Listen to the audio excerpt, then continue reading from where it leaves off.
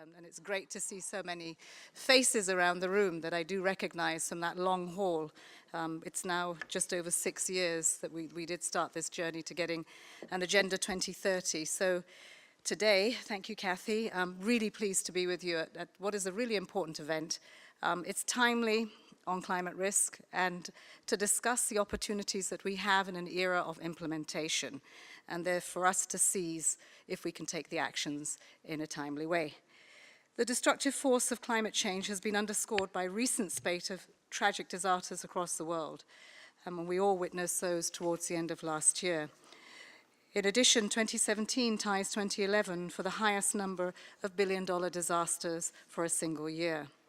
The direct economic costs last year, predominantly climate-related disasters, from the Caribbean and southern United States to Southeast Asia and the Pacific, are estimated at nearly $400 billion. While the news media is transfixed by the short-lived impact of a storm, recovery periods lose the media's interest. The long-running pain and economic devastation of droughts and floods are often pushed to the edges of our consciousness over the immediacy of a hurricane or a cyclone. What unites us is that those who are less well off have less ability to recover and rebuild. Those who do not have strong social bonds in a community or communities on the edge of society are less resilient. The human costs of failing to address climate risks are immense and perhaps immeasurable. But today, we need to focus on measurable risks, most of all to the economy and the global financial system, and to you as key business actors and partners in addressing this growing barrier to sustainable development, and therefore Agenda 2030, those 17 goals that we talk about day in, day out. And thank you, WEF and Davos, for making sure that they're still alive in the business community. You're here today because you've assessed that climate risks impact the bottom line, your investment portfolios.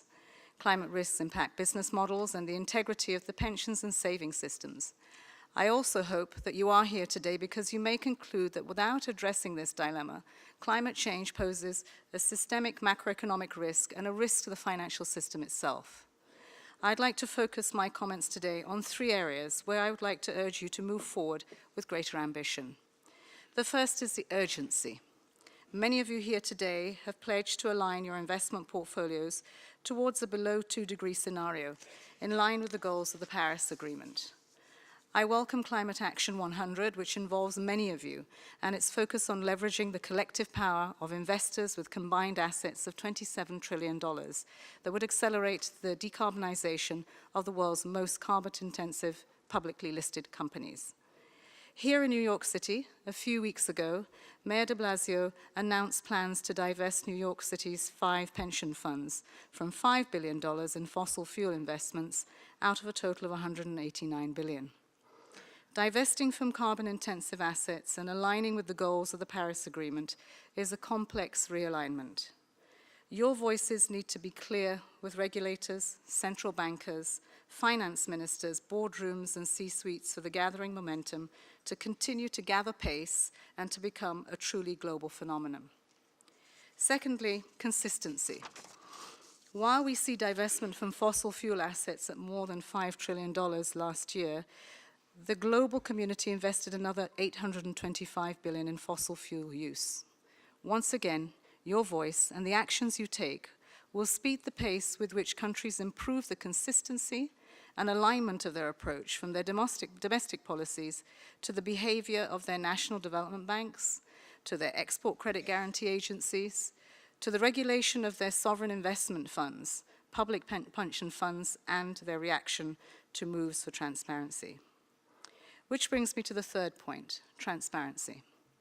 The Financial Stability Board's task force on climate-related risk disclosure exemplifies the potential for mixing pragmatism and values, alignment in collaborative and innovative approaches for ambitious progress and a sustainable future.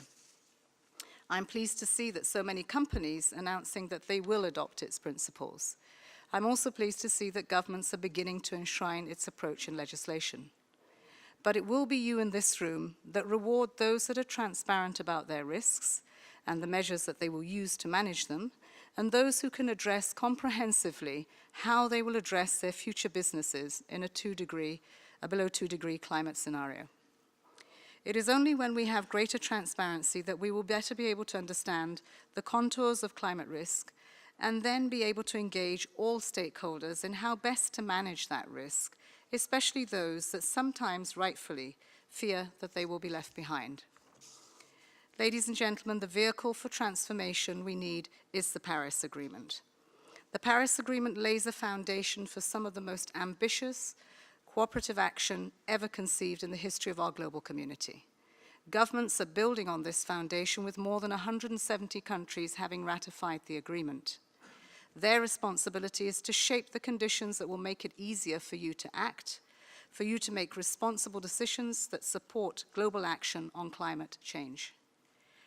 NDCs will provide an entry point at the country level to invest in climate action, and many countries are already revising them in line with the ambition. Today, there are more than 1,200 pieces of climate legislation across more than 60 countries, a clear policy signal of the direction of travel and the improvement for those environments. 13% of global GDP is already covered by some kind of carbon price, and this will increase rapidly as China's national carbon market is rolled out. The Americas grow their cooperation, and Europe takes measures to make its pricing more effective. Moving rapidly towards a low-carbon, climate-resilient future also requires action on the way finance itself works. The Bank of England Governor Mark Carney has argued that to address climate goals, we need to, I quote, build a new financial system, one that delivers sustainable investment flows. And we fully concur with him. Fixing finance is not a new agenda, but the need to align financial flows with climate-friendly outcomes makes it all the more urgent.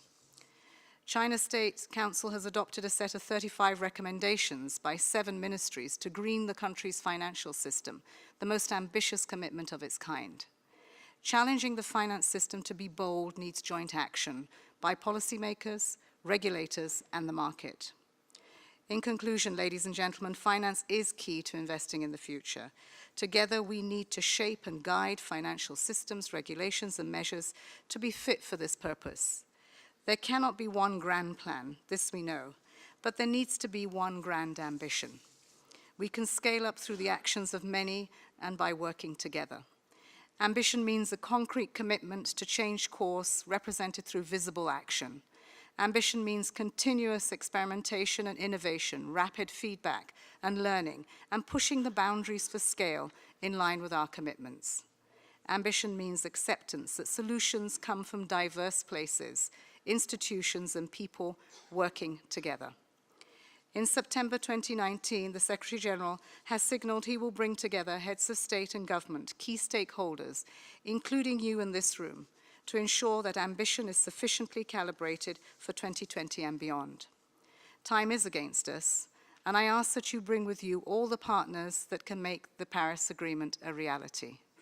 The United Nations will continue to play its many roles in catalyzing finance to address climate and other development challenges, and to do this not just at the global level, but also at the regional and, very importantly, at the country level.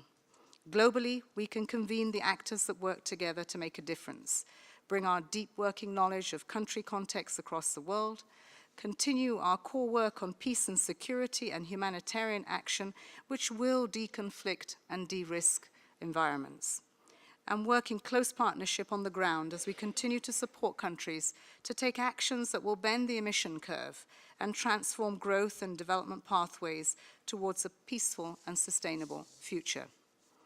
Today, we meet 15 years later from when this forum came together, and we have a universal agenda for sustainable development.